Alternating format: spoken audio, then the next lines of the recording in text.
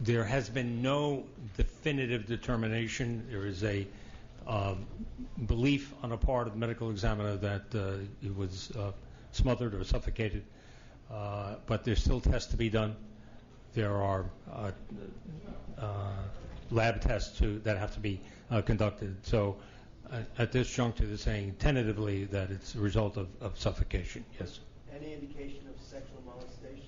No indication so far. Commissioner, in his subsequent statements after you spoke yesterday, has he indicated why he abducted him, what his intent was?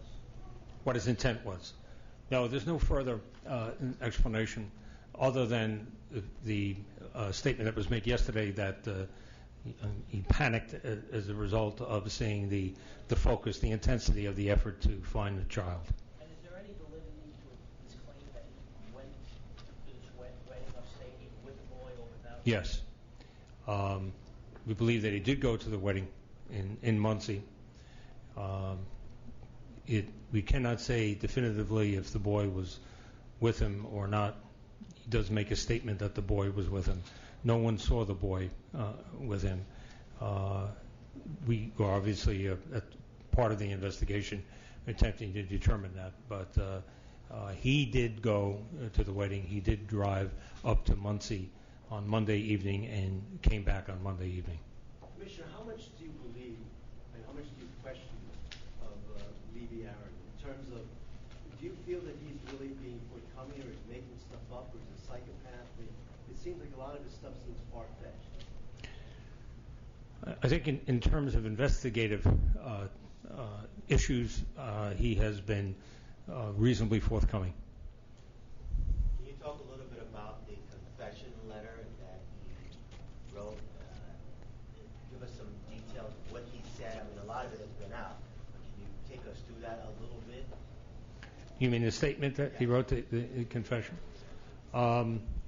Well, some of it was somehow released, but he goes through finding the boy on the street, that he was lost. He asked him to take him to a store, a bookstore. Couldn't find the bookstore. Then asked him if he wanted to go to the wedding, and took him for a ride to the wedding, and brought him back. And he goes into some graphic detail as to how the boy died and what he did after the boy died. And he does at the end say words to the effect that he's sorry for the trouble he's caused. Is there any idea how long the boy was in the apartment? Well, we're still trying to determine that, and obviously a more definitive determination of the cause of death and the time of death on the part of the medical examiner will help in that regard.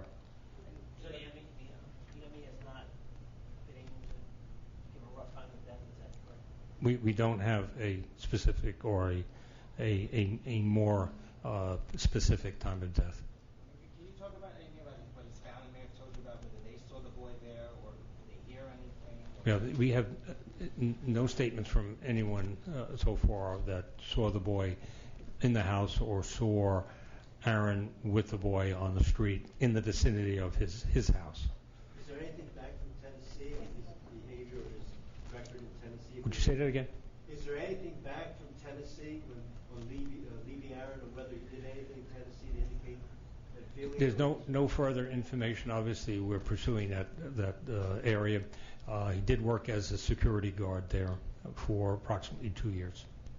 We know that supposedly he told police that he panicked, and that's why he killed the 8-year-old boy. But do you have a reason as to why he took the boy home in the first place? Why did he take him to his apartment in the first place? I think you made reference to it being late. Went to the wedding. Again, as I said, we're not able to say whether or not the boy was with him. He does make statements that the boy was with him in the car. He comes back. He said it was late, and he took him to his apartment, and the boy fell asleep in the house. Is Aaron is he emotionally disturbed, Aaron? He has not been examined as yet. In terms of psychiatrist, psychologist, battery of tests, and those sorts of examinations have not as yet been done. Will What about one be physical done? tests? Physical tests? Will he get a psychiatric exam and tell you, do you know? I mean, is that set? Yes. Has he had physical tests, Commissioner? Is he injured in any way? He claims to have a back injury, and he claims to have a back injury in his note. He says that his back was hurting him. So as you gauge the believability of his statement, as you gauge the believability, you find it to be true? You find what he says to be bearing out? I think investigators say that he has been reasonably forthcoming in the information he's given to them, yes. But you've corroborated what he said in many cases? That process is going forward. Is most of it true, would you say, or have you found mistruths in it? I would say at this juncture, the bulk of what he said is believed to be correct. Have there been any complaints about him before in the past in New York, in Brooklyn? No, not that we can find. We've checked with other organizations. They say no, they don't have any record of him or any encounter with him or anybody reporting strange, unusual, or illegal activity on his part. There's some report of hanging around the playground that we are visiting. Yeah, we don't have any reports of that at this time. Commissioner, aside from reports, do you have, based on what he said, do you have any belief that he might have stalked any other children at any time? There's no reason to believe that at this time. Obviously, this is an area that we are looking at. And do you believe the child approached him, asking? We do believe that, yes. Commissioner, is there either video or eyewitness accounts that have allowed detectives to place the boy and the suspect elsewhere beyond the point where they got in the car together, either near the house or in a store on the way to the house or whatever it might be? Not at this time.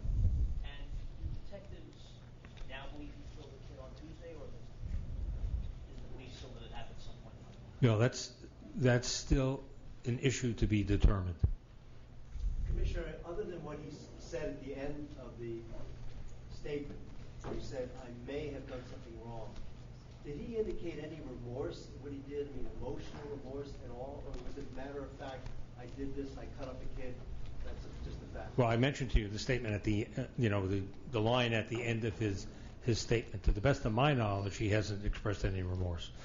He said, I've done something wrong, I'm sorry I did something wrong, words to that effect. And the quote there, if it's accurate, was, I may have done something wrong. So he Right. doesn't even seem to, so no real emotional remorse for what he did.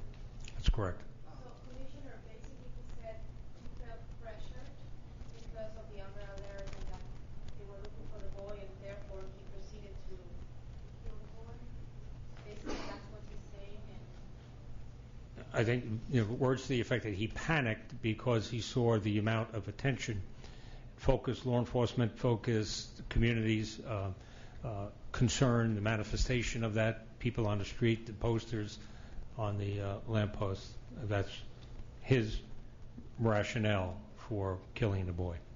Commissioner Keller, we know there's a statement that he wrote, and some of the details are graphic, but in the investigation, the questioning, do we know why he left some of the body parts in the refrigerator, mainly the feet? Why was it in a Ziploc bag? That's why I asked the question about him being emotionally disturbed. Any reason for that? We have no reason. I know of no specific reason as to why parts of his body, parts of the boy's body, were left in the freezer. Commissioner, did the boy try to escape at all, and did he make any attempt to restrain the boy while he was there, alive in the apartment? There's some indications of scratches on Aaron's arms and wrists. So there is a belief that the 8-year-old boy did try to fight back, fight for his life?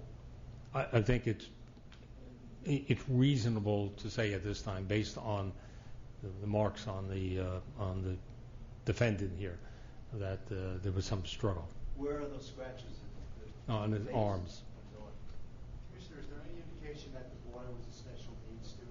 Was the boy was what? Special needs student? No, there's no indication at this time.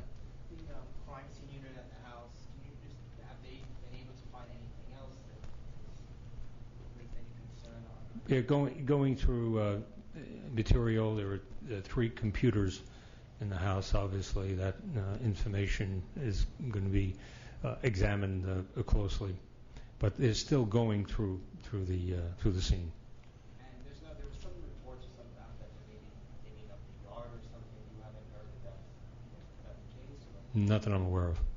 Commissioner, in the defendant's statement, he makes reference to waking the next morning and then leaving, and then when he comes home, he's still there and making him a sandwich. Did he go to work on Tuesday? He did. And so, do you believe that he left the boy alive in his apartment and came home and fixed him lunch? It's possible. That's what he's indicating. Yes, that the boy was in the apartment, that he came home after going to work. We know he went to work. We know he had changed his appearance somewhat. He shaved more closely on Tuesday than he normally does, and he did come home from work, or he left work at the usual time on Tuesday. Which was what time? He leaves at 4:45. When you say he shaved, did he have a long beard on Monday? He had a longer beard How much than longer?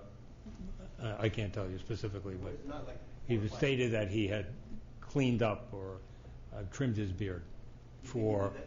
for his work on Tuesday. He looked different than he did on Monday. Did he do that to hide from police, do you think? I'm telling you what we know at this juncture. Anything in his, detectives been able to determine either by emails that he may have sent or phone calls that he made, who he might have been in touch with, other than, let's say, calling the boss at times? That's still to be determined. Can you tell pornography or something on his computer or anything that, I think that it's too early to make any statements as to what was on the computer. Did you say he shaved or trimmed up his beard Tuesday morning before going to work? Is that Well, when he appeared at work on Tuesday, he had, according to witnesses, looked different. Had cleaned up was the expression that was used. Can you clarify in his statement or what investigators have heard from him, was he remorseful or not? He hasn't been characterized to me as being remorseful. He did make that statement that you referred to, the last line of his written statement, but other than that, he has not been characterized as being remorseful. I mean, personally, you spoke about this a little bit yesterday, and we could see as you were reading your information how this is emotional for everybody, especially when you have children. You've had a day or so to think about this personally, you know, as a longtime member of the force.